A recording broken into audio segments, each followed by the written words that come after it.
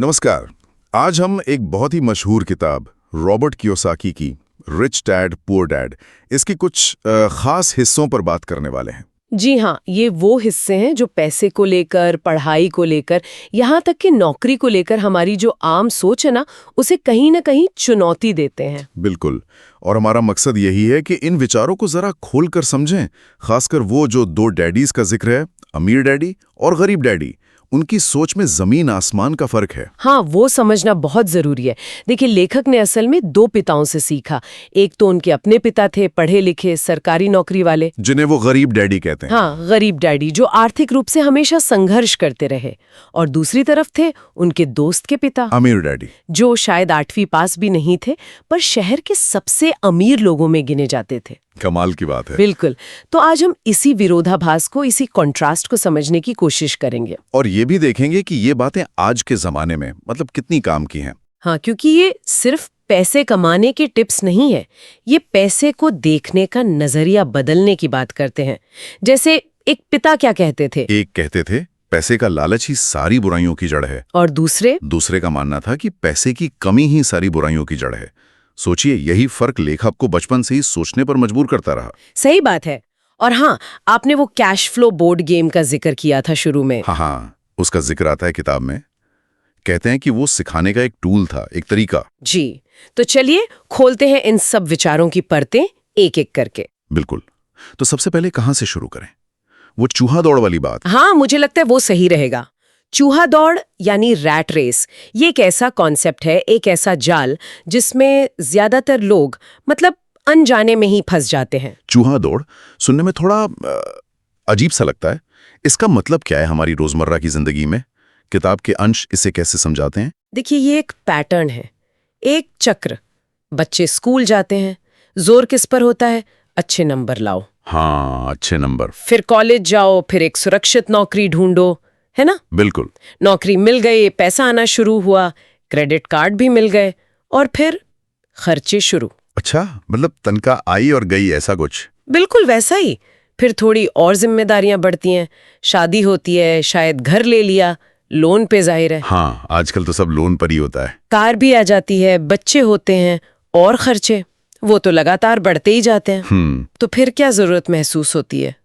और ज्यादा कमाने की। सही बात है। तो और मेहनत करो, प्रमोशन लो, थोड़ी ज्यादा तनख्वाह पाओ। लेकिन ज्यादा तनख्वाह का मतलब तो ज्यादा टैक्स भी होता है ना? सही पकड़ा, बिल्कुल। इनकम टैक्स है, प्रॉपर्टी टैक्स है, और दूसरे खर्चे हैं। नतीजा क्या होता है? ज्यादा कमाने के बाद भी हाथ में कुछ खास बचता नहीं है। अरे बाप रे। और फिर मजे की बात यह है कि यही लोग अपने बच्चों को भी वही पुरानी सलाह देते हैं, बेटा खूब पढ़ो, अच्छे नंबर लाओ और एक सुरक्षित नौकरी पकड़ लो। तो यही है वो चूहा दौड़? हाँ, यही है। मतलब सारी जिंदगी पैसे के लिए भागते रहना, ये समझे बिना कि पैसा उनके लिए भी तो काम कर सकता है। लेकिन ये लगभग हर मिडिल क्लास आदमी की कहानी लगती है। इसमें फंसने वाली बात क्या हुई? लोग मेहनत तो कर ही रहे हैं ना। फंसने वाली बात यह है कि ये चक्र कभी खत्म ही नहीं होता। आप पैसे के एक तरह से गुलाम बन जाते हैं। गुलाम कैसे? ऐसे कि आपकी जिंदगी दो भावनाओं के बीच झूलती रहती है, डर और लालच। नौकरी खोने का डर आपको रोज काम पर भेजता है, और ज्यादा पैसे का लालच आपको बड़ी बड़ी चीजें खरीदने को उकसाता है, जिससे आप और गहरे कर्ज के जाल में फंसते जाते हैं।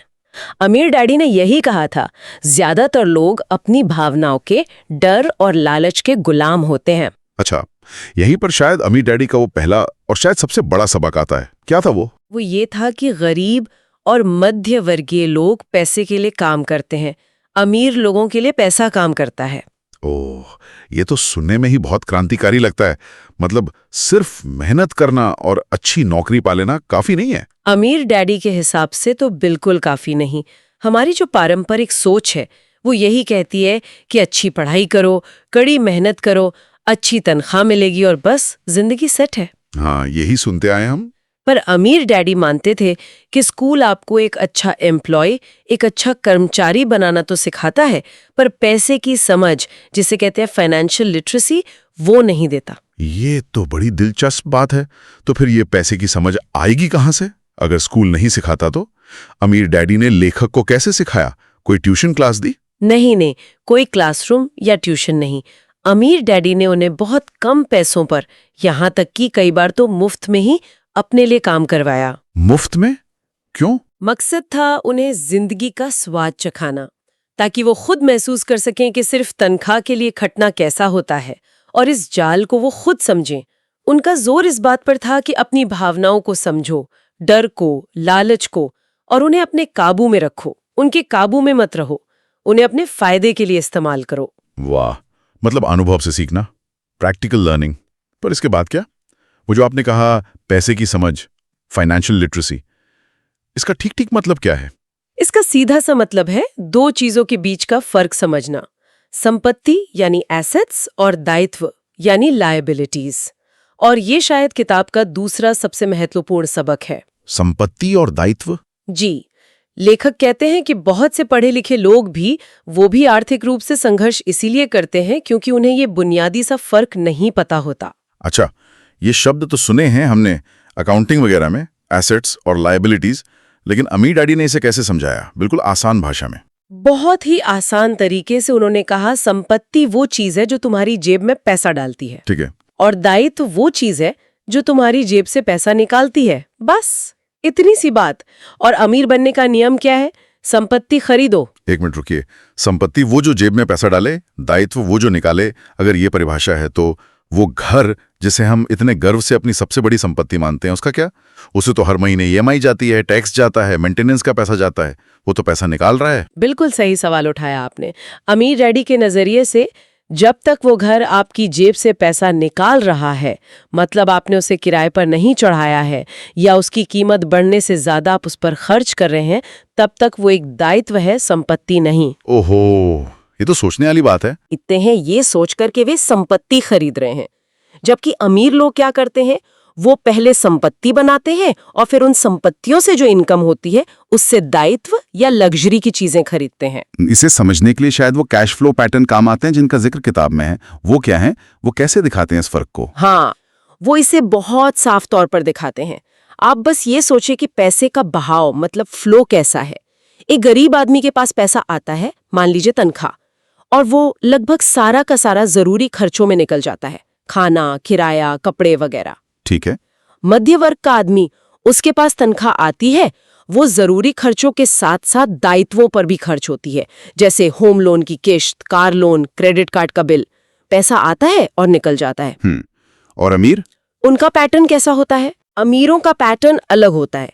वे अपनी आय का एक बड़ा हिस्सा पहले संपत्ति खरीदने में लगाते हैं, जैसे कि स्टॉक, बॉन्ड, ऐसी रियल एस्टेट जिससे किराया आए, या कोई ऐसा बिजनेस जिसमें उन्हें खुद हर रोज मौजूद ना रहना पड़े। अच्छा। फिर इन संपत्तियों से और पैसा आता है जो उनके खर्चों को पूरा करता है, और फिर जो बचता है उससे वो और संपत्ति खरीदते हैं। मतलब उनका पैसा उनके लिए और पैसा बनाता है, एक साइकिल बन जाती है। तो मतलब ये नहीं कि आप कितना कमाते हैं, बल्कि ये है कि आप कमाए हुए पैसे का करते क्या है, कितना बचाकर उसे संपत्ति बनाने में लगाते हैं।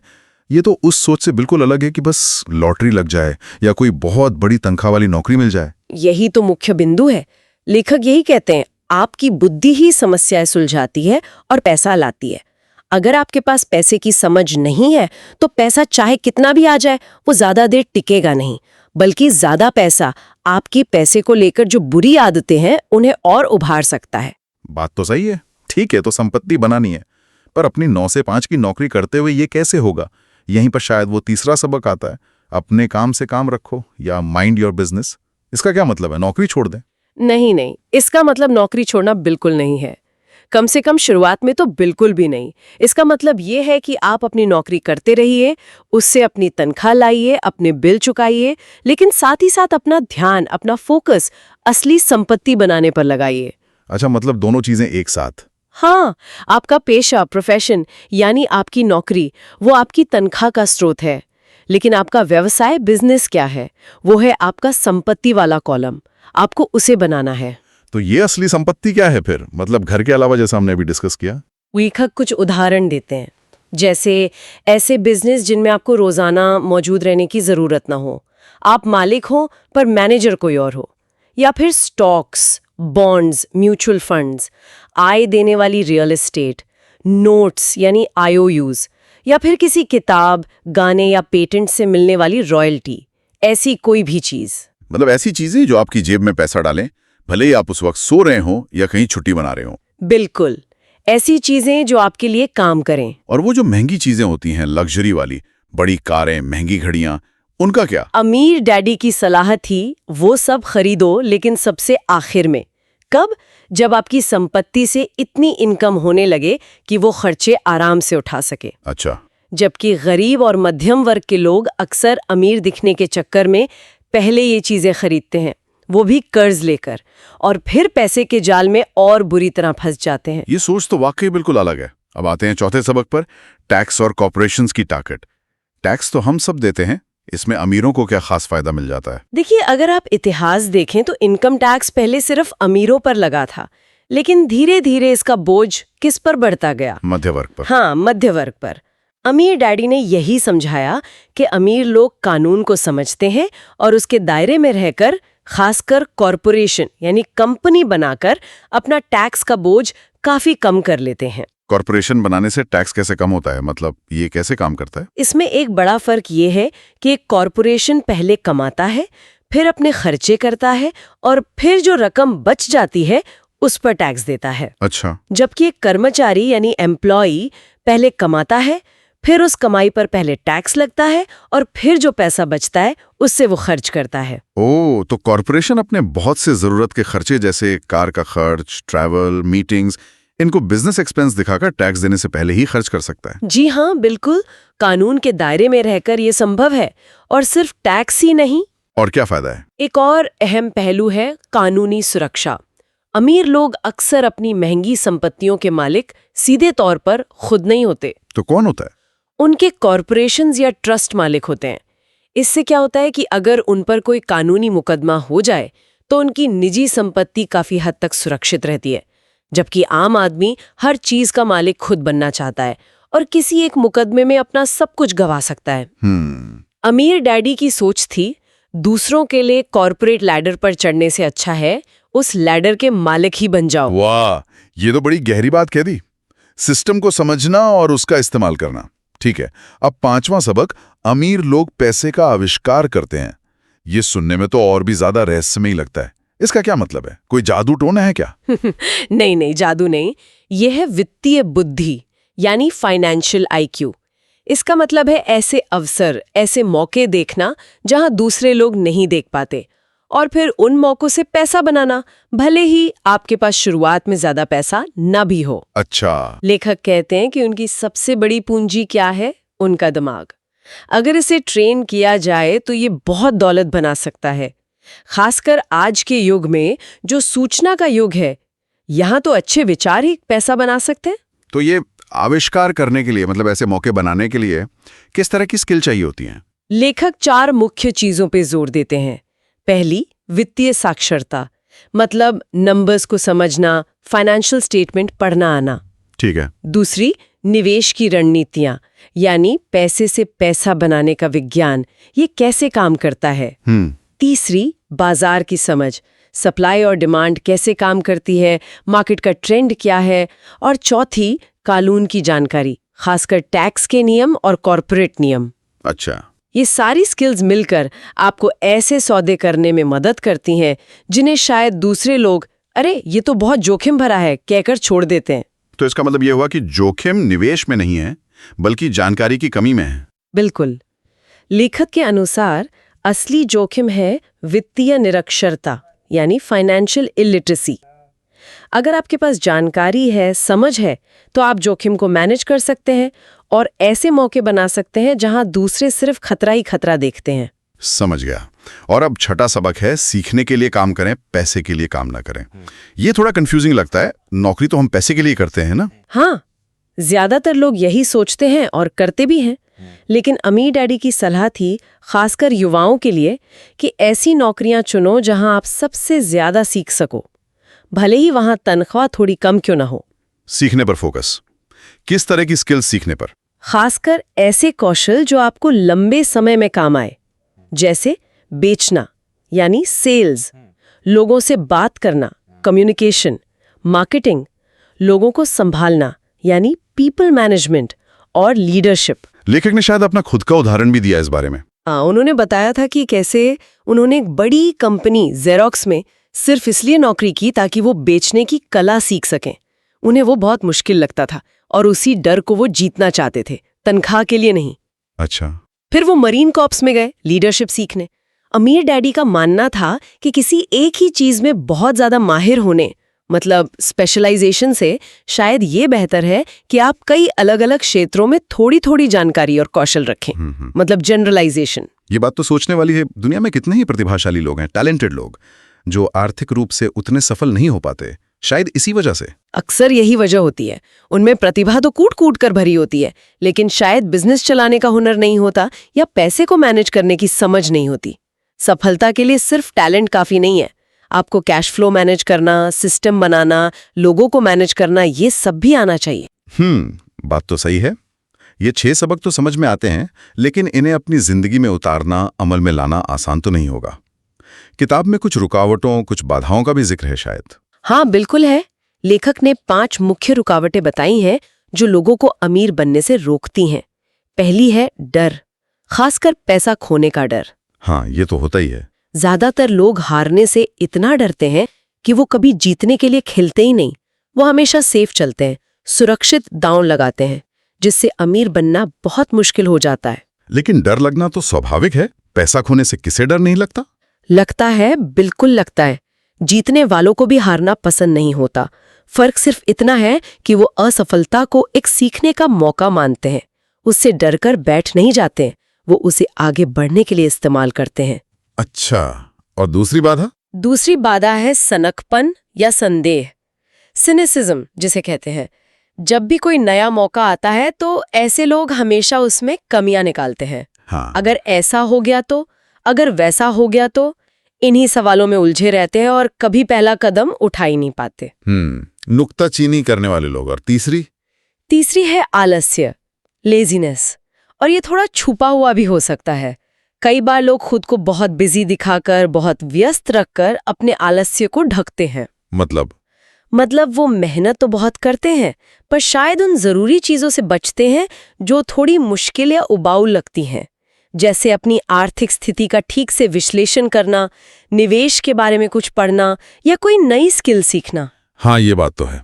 अमीर डैडी का इसके लिए एक नुस्खा था।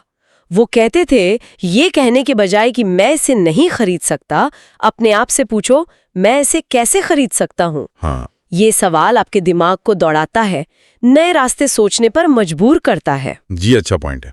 चौथी बाधा क्या है? चौथी बाधा है बुरी आदतें। हमारी आदतें ही तो हमें बनाती हैं, और पैसे को लेकर एक आम बुरी आदत है, जैसे ही बिल आते हैं पहले सबका भुगतान कर देना, और फिर अगर कुछ बचा तो अपने लिए रखना या निवेश करना। हाँ, ज्यादातर लोग तो ऐसे ही करते हैं। जबकि अमीर डैडी की आदत क्या थी? खुद को सबसे पहले भुगतान करो, पे योरसेल्फ फर्स्ट। इसका मतलब जैसे ही पैसा आए, तनख्वाह आए या कहीं और से इनकम हो, पहले उसमें से एक निश्चित हिस्सा निवेश या बचत के लिए अलग निकाल दो फौरन। फिर जो बचे उससे अपने बिल चुकाओ। लेकिन अगर पैसा कम पड़ गया तो बिल चुकाने के लिए? हाँ, यही तो ट्रिक है। अब अगर पैसा कम पड़ रहा है तो लेनदारों का, टैक्स वालों का जो दबाव बनेगा वो आपको और पैसा कमाने के नए तरीके सोचने पर मजबूर करेगा। ये आपकी वित्तीय मांसपेशियों, आपकी फाइनेंशियल मसल्स को मजबूत करता है। अरे वाह, ये तो काफी हिम्मत वाला तरीका लगता है। और अब पांचवी आखिरी बाधा है अहंकार या जिद, एरोगेंस। ये असल में अज्ञान और अहंकार का एक मिश्रण है। जब लोग ये सोचने लगते हैं कि वो किसी विषय के बारे में सब कुछ जानते हैं तो वो सीखना बंद कर देते हैं। हाँ। खासकर पैसे के मामले में, जहां बहुत से लोग अपनी अज्ञानता को, अपनी जानकारी की कमी को छुपाने की कोशिश करते हैं। अमीर डैडी कहते थे, जो मैं जानता हूं उससे मैं पैसा बनाता हूं, लेकिन जो मैं नहीं जानता उसके कारण मैं पैसा गंवाता हूं। इसलिए हमेशा सीखते रहना जरूरी है। तो ये हो गए 5 रुकावटें: डर, संदेह, आलस्य, बुरी आदतें और अहंकार। इनको पार करने के लिए भी कुछ रास्ते बताए गए हैं किताब में। हाँ, लेखक ने 10 कदम या एक्शन स्टेप्स बताए हैं। उनमें कुछ मुख्य बातें हैं, जैसे आपके पास एक बहुत मजबूत कारण होना चाहिए कि आप अमीर क्यों बनना चाहते हैं। वो कारण आपको मोटिवेट करेगा। सही। हर दिन अपनी पसंद, अपनी चॉइसेस पर ध्यान देना। आप अपना समय और पैसा कहाँ लगा रहे हैं। अपने दोस्त सोच समझ कर चुनना, क्योंकि आप जिन लोगों के साथ रहते हैं वैसे ही बन जाते हैं। नए नए फॉर्मूले सीखते रहना, खुद पर अनुशासन रखना, अच्छे सलाहकारों को जैसे अकाउंटेंट या वकील, उनको पैसा देने में हिचकना नहीं। और अपने निवेश के नायकों से सीखना, जैसे वॉरेन बफे या पीटर लिंच, उनकी तरह सोचना। और सबसे जरूरी, जो आप सीखते हैं उसे दूसरों को सिखाना, क्योंकि सिखाने से आप खुद और बेहतर सीखते हैं। और ये तो बहुत सारे प्रैक्टिकल टिप्स हो गए। तो अगर हम इन सभी अंशों का पूरी बातचीत का एक निचोड़ निकालें तो क्या कहेंगे? मुख्य संदेश क्या है जो श्रोता अपने साथ ले जा सकते हैं? निचोड़ मेरे ख्याल से यही है कि आर्थिक स्वतंत्रता या फाइनेंशियल फ्रीडम सिर्फ ज्यादा पैसा कमाने या कोई बहुत ऊंची तनख्वाह वाली नौकरी पाने से नहीं मिलती। तो फिर कैसे मिलती है? ये मिलती है पैसे की समझ बढ़ाने से, लगातार सीखते रहने से, अपना ध्यान संपत्ति बनाने पर फोकस करने से, और सबसे बढ़कर अपनी सोच को पैसे के लिए काम करने से बदलकर पैसे से अपने लिए काम करवाने की तरफ ले जाने से। और शायद इसमें सबसे जरूरी चीज है अपनी मानसिकता को बदलना, अपने अंदर के डर और संदेह जैसी जो बाधाएं हैं उन्हें पार करना। बिल्कुल, ये जो दिमागी खेल है ना, ये शायद बाहरी खेल से भी ज्यादा बड़ा है। वित्तीय शिक्षा और लगातार सीखते रहने की इच्छा, यही असली कुंजी है, खासकर आज की दुनिया में जो इतनी तेजी से बदल रही है। सही कहा। और इसी बदलाव से जुड़ा एक आखिरी विचार शायद हम श्रोताओं के लिए छोड़ सकते हैं। किताब के ये अंश इस बात पर बहुत जोर देते हैं कि पुराने नियम अब काम नहीं करते। वो सलाह जो शायद हमारे माता पिता के लिए सही थी, स्कूल जाओ, अच्छे नंबर लाओ, सुरक्षित नौकरी ढूंढो, लेखक के अनुसार आज ये खतरनाक सलाह हो सकती है। हाँ, उन्होंने कहा है ये पुरानी सलाह है और ये खराब सलाह है। पुराने नियम के सहारे नए खेल को नहीं खेल सकते। बिल्कुल, आज हम सूचना के युग में हैं जहां विचार ही दौलत बन सकते हैं। जैसा कहा गया, आज के सूचना युग में पैसा विचारों से ही बन सकता है। तो सोचने वाली बात यह है श्रोताओं के लिए कि पैसे के बारे में ऐसा कौन सा पुराना नियम या कौन सी पुरानी धारणा है जिसे वो आज भी पकड़े हुए हैं और जो उन्हें आज की इस तेजी से बदलती दुनिया में सबसे ज्यादा पीछे रोक रही है।